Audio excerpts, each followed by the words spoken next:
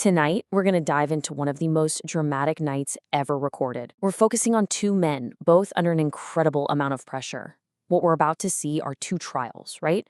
Two tests of identity, with two completely different outcomes, and the craziest part? It's all happening in the exact same place at the exact same time. And what's so fascinating is how these two stories are just woven together. Inside a building, you have Jesus, the supposed Messiah, on trial for his life. And then, just feet away, outside in a courtyard, his top follower, Peter, is hiding out. And believe me, he's facing his own kind of trial. We're going to track both of these events step by step as they happen. So where is all this going down? It's at the home of Caiaphas, the high priest. Jesus has just been arrested, and they've dragged him here, where the entire religious council, we're talking the Sanhedrin, has gathered. And get this, it's the middle of the night. This isn't just some casual questioning. This is a full-blown assembly of the highest power in the land.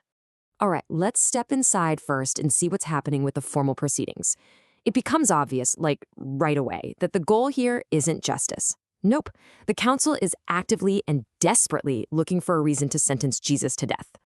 And just so you understand how serious this is, we need to talk about who the Sanhedrin were. Think of them as the supreme court of the Jewish people. They had enormous power, religious, civil, you name it. Their verdict was the final word. And for them, Jesus and his growing popularity, that was a massive threat to their authority, both with the people and with their Roman overlords. He had to be dealt with. The whole process they used was completely backwards. I mean, instead of investigating a crime, they started with the verdict already decided, death. And then they tried to find some evidence, any evidence, that would stick. They brought in witness after witness, but their stories were all over the place, totally inconsistent, and they just fell apart. Finally, two witnesses come up with this specific charge. Now, it's a twisted version of something Jesus actually said. The high priest throws it at Jesus, but Jesus says nothing. He stays completely silent. He just refuses to even play along with this sham of a trial. Okay, so as that drama is ramping up inside, let's hop outside to the courtyard and check in on Peter. Because while Jesus is staying silent in front of his accusers, Peter, well, he's about to be forced to speak. And his loyalty is about to face a very, very public test. So there's Peter, just sitting by the fire with the guards, trying to lay low, trying to see what's going to happen. And then a servant girl spots him, and she makes this simple, direct statement. It's not even a big accusation, more like an observation. Hey, you were with Jesus of Galilee too. And his response is instant, and it is absolute. Right there in front of everybody, he denies it flat out. I don't know what you're talking about. So the first test comes, and Peter publicly puts as much distance as he can between himself and the man whose identity is being debated just yards away. Now, let's cut back inside. The whole case built on witnesses is a total flop, so the high priest completely changes his strategy. He decides, forget the witnesses, I'm going straight to the source.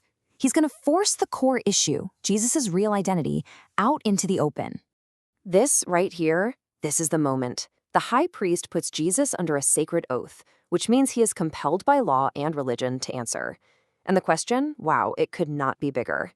For the Sanhedrin, Messiah wasn't just some religious title. It meant a king, a revolutionary who could threaten their power. And Son of God? That was a direct claim to divine authority. This question was pure political dynamite. And after all that silence, Jesus finally answers, and he doesn't just confirm his identity, he doubles down on it, claiming this position of ultimate divine power. He knows this means certain death, but he makes his most profound public declaration anyway. He's basically saying, you're right, and you haven't seen anything yet. And right at that exact moment, the very moment Jesus stands up and affirms who he is, the test for Peter outside gets so much harder. You can just feel the pressure building on both sides of that wall. The stakes just went way, way up. Peter's trying to slip away, just escape the spotlight, but he can't. He moves toward the gateway to leave, and another girl points him out to the crowd. The accusation is repeated. He is stuck right where he doesn't want to be. So this time, Peter escalates. It's not just a simple no anymore. He adds an oath to it, swearing that he doesn't know Jesus. He's trying so hard to make his denial sound more convincing, more final, but all he's doing is digging himself into a deeper hole.